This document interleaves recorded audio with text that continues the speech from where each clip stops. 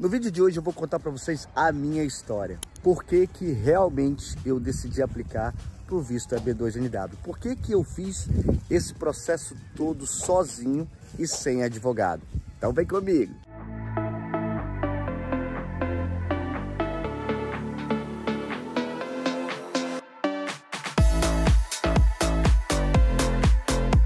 E salve, salve pessoal, eu sou o Rogerinho Pinheiro, seja bem-vindo ao meu, ao seu, ao nosso canal. Estamos agora iniciando mais um vídeo direto aqui de Orlando, aqui na Flórida. E hoje, pessoal, eu vou falar para vocês por que eu resolvi fazer o visto EB2NW sozinho. Aí você de repente pode estar pensando: ah, Rogerinho, por que você não confia em advogados? Não, não é isso. Ah, Rogerinho, porque estava muito caro? Também não é isso, apesar que realmente estava salgado. Eu vou contar tudo para você aqui agora. Então eu quero pedir antes para você se inscrever aqui no canal, deixe seu like, deixe seu comentário. É importante demais o YouTube entender que através do seu comentário, do seu like, você seguindo esse canal, ele vai entender que esse conteúdo é relevante e vai enviar esses vídeos para várias outras pessoas. Então todos os vídeos aqui do canal serão enviados graças ao que é o seu comentário, o seu like, porque você tá com o intuito de fazer o quê? De ajudar esse jovem que está aqui a crescer aqui na plataforma. Então, sem mais delongas, vamos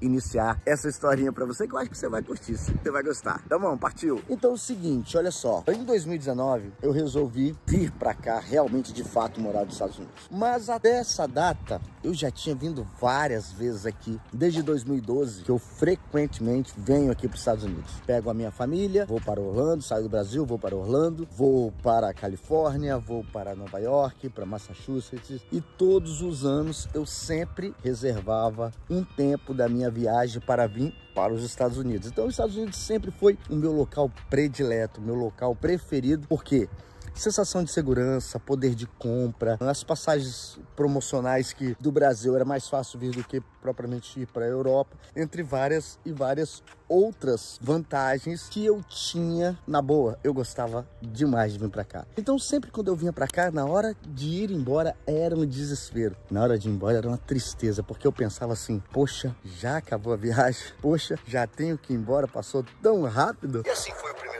ano, o segundo ano, o terceiro ano, vários e vários outros anos. Eu fazendo o quê? Eu simplesmente vindo para os Estados Unidos e sempre com aquele pensamento triste na hora de ir embora. Quando chegava a hora de ir embora, era aquela tristeza. Por quê? Porque na verdade eu não queria ir embora, né, pessoal? Eu queria ficar mais tempo possível aqui nos Estados Unidos. Não só eu, mas a minha esposa, os meus filhos. Até então que chegou um dia que eu decidi vir morar aqui. E aí eu falei pra minha esposa, e a minha esposa falou bem assim pra mim: olha, eu só posso vir pra cá se você me trouxer de forma legal. Eu não quero vir pra cá de uma forma onde que eu tenha que me esconder ou ficar com qualquer sensação ruim ou qualquer coisa desse tipo. Então esse foi o meu primeiro desafio. E esse desafio era: como que eu vou vir para cá, para os Estados Unidos, como que eu vou conseguir morar aqui de forma legal? Então, pensando exatamente nisso, eu fiquei com muitas dúvidas, fiquei muito preocupado em relação a isso aí, mas resolvi procurar vistos. Saí olhando o visto de investidor, olhei o visto EB3, que é o visto do qual precisa de um sponsor, e continuei até que eu cheguei no visto EB2NW. Quando eu cheguei nesse visto, até então, naquele momento, eu entendia que era um visto realmente para as pessoas que tinham habilidade extraordinária, coisa que eu não tinha. Aquelas pessoas que tinham formação superior, coisa que eu não tinha. Eu tenho um curso técnico, entre tantas outras coisas. Então eu comecei a pesquisar. E tudo que eu pesquisava eu anotava, tudo que eu pesquisava eu anotava. Eu fui para os canais de Telegram, eu fui para os canais de WhatsApp, eu fui para o YouTube, eu fui para o Google e eu comecei a procurar de todas as formas informações sobre esse visto. E até então eu consegui entender que eu, com 3 requisitos, eu conseguiria chegar, ter a possibilidade de realmente ser aprovado, de ganhar o green card. E eu então pensei, de 7 requisitos, 3 requisitos eu poderia chegar aqui nos Estados Unidos. Então essa foi a primeira luzinha que acendeu aqui. Eu fui ver que eu tinha os requisitos. Então eu tinha ali uma experiência de mais de 10 anos, como exigia o site da imigração da USCIS. Eu fui ver também que eu precisava ser filiado no conselho, então eu fui lá e me filiei, até então não era filiado. E eu fui também pesquisar e fui ver que eu tinha cartas de recomendações, então fui atrás de conseguir as cartas de recomendações necessárias para quê? Para que eu pudesse ter a elegibilidade. Dessa forma eu já tinha um diploma, eu já tinha as cartas de recomendações, eu já tinha filiação no conselho e eu me filiei em uma outra associação, eu comecei a me preparar. Porém a ideia era o seguinte, era eu conseguir os requisitos e contratar uma empresa. Eu tinha que contratar uma empresa para fazer o meu processo, afinal de contas era um processo do EB2NW onde se ganhava o Green Card. Mas todas as vezes que eu via alguma informação eu anotava, seja ela no Telegram, seja ela essa informação no WhatsApp, seja essa informação em qualquer outro canal do YouTube, do Google ou qualquer coisa que eu ouvia sobre esse assunto. Então eu sempre anotava. E aí eu tinha várias anotações. Eu sempre fui assim. Eu sempre fui um rapaz de anotar as coisas, né? De onde eu trabalhei, por onde eu passei. Eu sempre tinha as anotações. Era a forma que eu me encontrava, era a forma ali que eu me achava, ao invés de ter, por exemplo, uma agenda. Então eu tinha minhas folhas, eu tinha minhas anotações. Quando eu ia levar uma mensagem na igreja ou qualquer coisa que o pastor me pedia e eu ia fazer esse trabalho, eu também era dessa forma. Eu não tinha uma agenda, mas eu tinha uns rascunhos que me ajudavam demais. E aí a partir desse momento que tudo começou a fazer sentido para mim. Eu comecei a pesquisar, eu já tendo as minhas anotações no rascunho, eu comecei a pesquisar valores, quanto custava um processo. Então eu vi advogados cobrando 25 mil dólares, 30 mil dólares, 22 mil dólares, e eu fui e falei, gente, como que eu vou chegar? Afinal de contas, esse valor, estaria dando quase 100 mil reais. E a gente sabe que não é garantido, a gente sabe que é discricionário, o oficial de imigração, ele decide se vai te aprovar ou não. Então, eu sabendo disso, então eu estava fazendo um processo ciente que poderia dar certo ou não. Mas mesmo assim, eu sempre acreditei, eu sempre coloquei Deus em primeiro lugar na minha vida, sempre acreditei que Deus estava abrindo portas para mim. Se aquela semente nasceu aqui dentro do meu coração, era porque Deus tinha um plano para mim e eu entendi muito bem isso. E a partir deste momento, eu acreditei que as coisas poderiam acontecer. Então eu comecei a pesquisar e até que eu comecei a pagar 100 dólares, 150 dólares para ouvir advogados falando que eu era elegível ou não. Mas eu já sabia, na verdade, eu só fui confirmar porque eu já tinha elegibilidade. Até aí tudo bem, e conversa vai aqui e conversa vai ali, tentando abaixar os valores, tentando facilitar. E vou falar uma coisa para vocês, eles não parcelavam, eles não queriam parcelar para fazer o visto EB2NW para mim. Eles queriam que eu pagasse a metade e mais 30 e 60, ou então se eu pagasse logo tudo à vista, eu teria um desconto. Então eu sabia que para me fazer, eu teria que dispor de um valor. E para dispor aquele valor, eu tinha que vender o meu carro. E foi isso que eu fiz. Fui lá e vendi o meu carro, só que o meu carro não custava 100 mil reais. Então o que que eu fiz? Vendi o carro da minha esposa também. Conversei com ela e ela não muito feliz, mas acabou cedendo para um projeto maior, para um propósito maior, e cedeu. E eu comprei um carro inferior para ela e o restante do dinheiro eu juntei para pagar a minha aplicação. Eu não me recordo direito, mas a minha aplicação ficou entre 16 e 18 mil dólares. Cheguei a fazer uma entrevista com a advogada, estava tudo certo para iniciar, ela ia mandar o boleto para mim pagar, e já estava tudo alinhado, tudo combinado. E o que que aconteceu? Essa advogada adoeceu. E quando essa advogada adoeceu, aí que apareceu o primeiro mistério. E o primeiro mistério, eu entendo que era ali algo de Deus, foi quando essa pessoa adoeceu. Quando ela retornou, ela demorou, eu não sei se foram uns 15 dias, 10 dias, 20 dias, não lembro, mas ficou um bom tempo e eu desesperado. Porque durante as minhas pesquisas eu sabia que faltava 4 meses para o meu filho completar 21 anos de idade.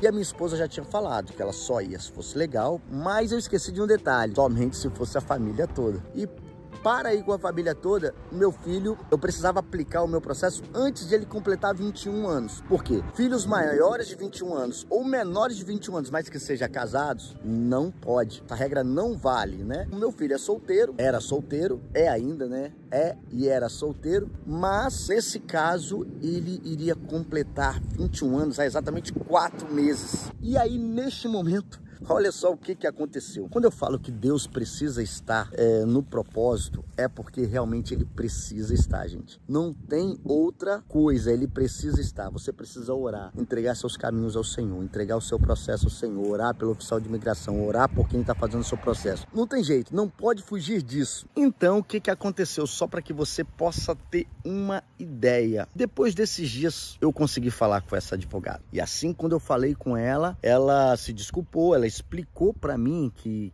realmente ela tinha passado mal, ela chegou a ficar internada, alguma coisa desse tipo. E aí, desta forma, eu perguntei para ela: meu filho completa 21 anos exatamente daqui 4 meses. E eu preciso que você coloque no contrato que você vai entregar o meu processo vai ser aplicado antes de ele completar 21 anos. E quando eu falei isso para ela, ela ficou de verificar, de analisar, e logo em seguida ela retornou para mim dizendo que ela não podia se comprometer, ela não podia garantir que essa aplicação entraria na imigração nesse prazo de 4 meses, né? De até 4 meses, porque assim seria antes do meu filho completar 21 anos. E dessa forma, o que ela estava dizendo para mim? Que ela iria aplicar o processo, meu filho não seria nos 4 meses, então meu filho ia ter que ficar fora, gente, fora do meu processo. E aí que tudo começou. E foi a partir deste momento, quando ela falou isso para mim, que eu comecei a pesquisar. Eu voltei atrás dos outros advogados de imigração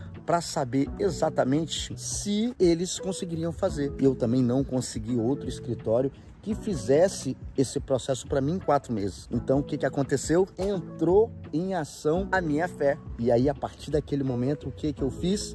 Comecei a olhar lá, né, as minhas anotações, comecei a preparar o meu processo e eu apliquei sozinho. Somente contratei, né, no caso o business plan, um plano de negócio, para que eu pudesse estar bem posicionado, né? Hoje essa empresa trabalha junto com a RP Consultoria, olha que legal. Trouxe essa empresa para perto da gente. Então, se você, por exemplo, está assistindo esse vídeo e quiser um processo de business plan, entre em contato aqui com a RP Consultoria. Vou deixar aqui, ó, o contato aqui no Instagram e também o contato telefônico, WhatsApp, para que você possa entrar em contato conosco e dessa forma a gente fazer esse processo de business plan ou de professional plan para você, porque essa empresa é muito qualificada e está aqui agora junto conosco. E assim aconteceu que eu fiz o processo, contratei o business plan, contratei também a tradução e essa empresa também trabalha aqui com a RP Consultoria junto conosco, prestando uma assessoria muito profissional, muito legal. E aí o que aconteceu? Aplicamos o processo no tempo hábil, pessoal. No tempo hábil, antes de completar os 4 meses que era necessário para que o meu filho pudesse estar dentro desse processo. E aí eu fiquei só aguardando o resultado. E quando veio o resultado, olha só, a aprovação, fui aprovado sem RFE, direto. Eu não lembro quanto tempo, já tem eu tenho que olhar essa minha timeline, porque eu lembro que eu tinha anotado isso, mas é tanto processo que a gente mexe e às vezes a gente acaba esquecendo. Não lembro se foi 11 meses, não lembro se foi 10 meses, alguma coisa desse tipo. Demorou um pouquinho, eu lembro que demorou um pouquinho. E aí eu fui aprovado. E a partir daquele momento, tudo mudou para mim. Comecei a fazer todo o planejamento para que hoje eu pudesse estar aqui nos Estados Unidos. É importante também eu lembrar para vocês o seguinte: em algum desses momentos eu cheguei a fazer algumas consultas com empresas e eles falaram que eu não era elegível, eu até conseguiria. Eles não queriam aplicar o meu processo porque entendia que o meu caso não estava bem posicionado, que não era um caso forte para defender. E aí eu sempre questionava, eu falava, mas vocês só querem caso forte?